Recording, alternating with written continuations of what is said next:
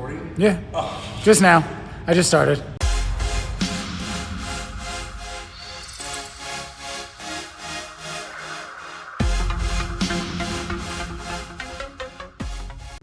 So these are our newest hatchlings. They're both females. They're both.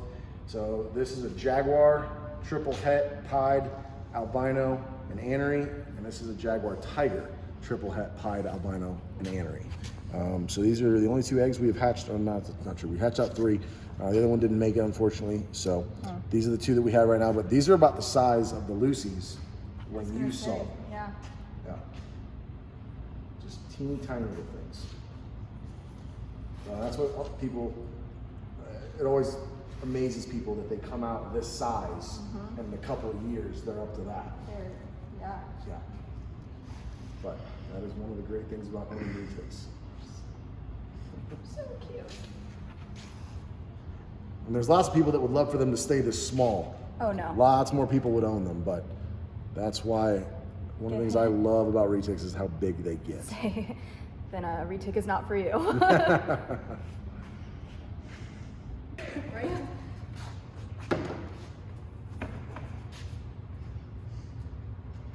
There you go. So this is Asmodeus. This is a true F1. He is from two wild-caught parents. I did not produce him. Produced by Rodney Bolick. And this guy is the genetic outlier to our entire collection.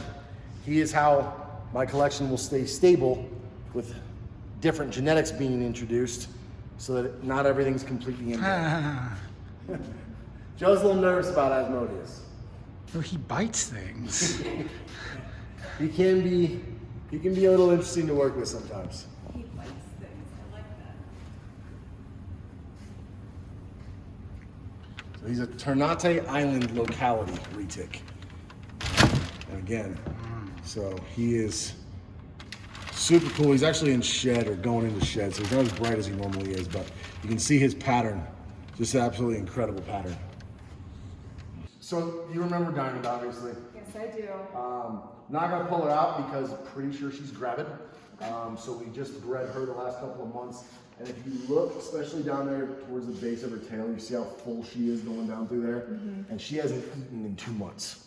Oh, So wow. that's one of the ways that we can tell when a female is gravid is that bottom section of their body swells up because that's where they hold the eggs. What is gravid? Gravid is pregnant. Okay. Pregnant. Okay. So just a different term because obviously pythons don't give birth to live babiys. Okay, They so lay that's eggs. just that term So for- yes, so when they're pregnant, they're gravid.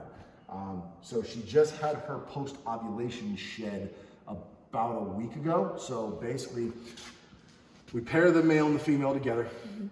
They breed, and then we pull the male out, and we're usually right around the time that the female ovulates. So what happens is females develop follicles, and they will suck all those follicles up into like almost into their stomach, and it looks like they ate a big meal. Okay. And that's their ovulation, and that's when the sperm from the male fertilizes the follicles. They then become eggs, and then they start to drop back down. And this literally is what I want to see her doing.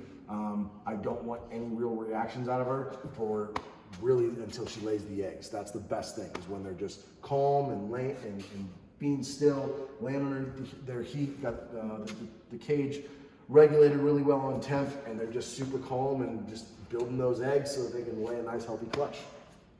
How long typically do you wait for the eggs? Like how, So from the post-ovulation shed, it's 35 days, give or take.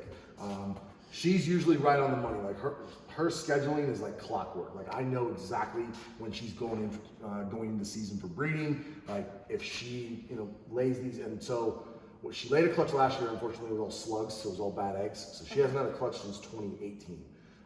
So hopefully, fingers crossed, this is a good clutch this year. Right. And yeah, I mean, so far everything's going according to plan. So. How often do you breed? So I generally do breed my females every other year. Give them that break in between? The only time that I'll breed back-to-back years is if I'm either going to retire a female or if I'm going to then give her at least a year or two off. So she laid her clutch in 2018. She didn't breed in 2019 at all.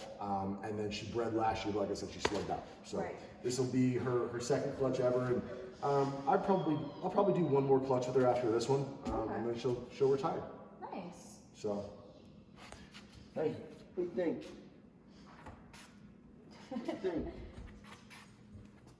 Yeah, that's exactly what you want at this stage, is them to just be nice and calm and laid back. I'm actually going to turn her lights off today or tomorrow. It helps calm them down a bit when you turn their lights off and just lets them relax.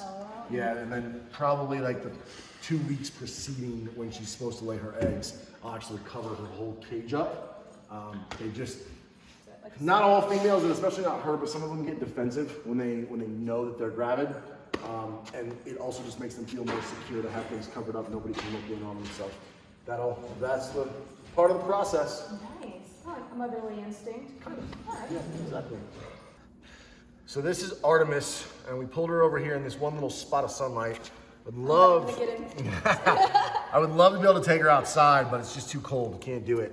But I love to show people this aspect of Retics, and it's probably the thing that people comment on the most at shows and things like that, is the iridescence on their skin. And so all Retics have this iridescence. The brighter the snake, generally the less you see it. The darker the snake, the more you see it. This girl's a really good example of it. So she is a marble. She was one of 2 world's firsts, a marble het retic ghost, and she's coming up on 2 years old, and she's growing nicely. And I just love, that's one of my absolute favorite things about Retics, is just that sheen. And like I said, the darker the snake, the more you see it. But you need that natural sunlight. And unfortunately, there it goes. And there goes our sunlight. But She almost looks wet. yeah. It's something that, it isn't strictly unique to Retics, but it is definitely more pronounced in Retics than in other species, except for something like a Brazilian rainbow boa, which is why you have people that are like, oh, do you have any rainbow pythons? No such thing. No such thing as a rainbow python, but all pythons, and most boas too, have an iridescence on their skin that refracts from the sunlight. So, is there a reason for that? I guarantee that there is. I don't know what the scientific reason behind it is. I just know that they do it, and I know that the darker the snake, the more you see it. So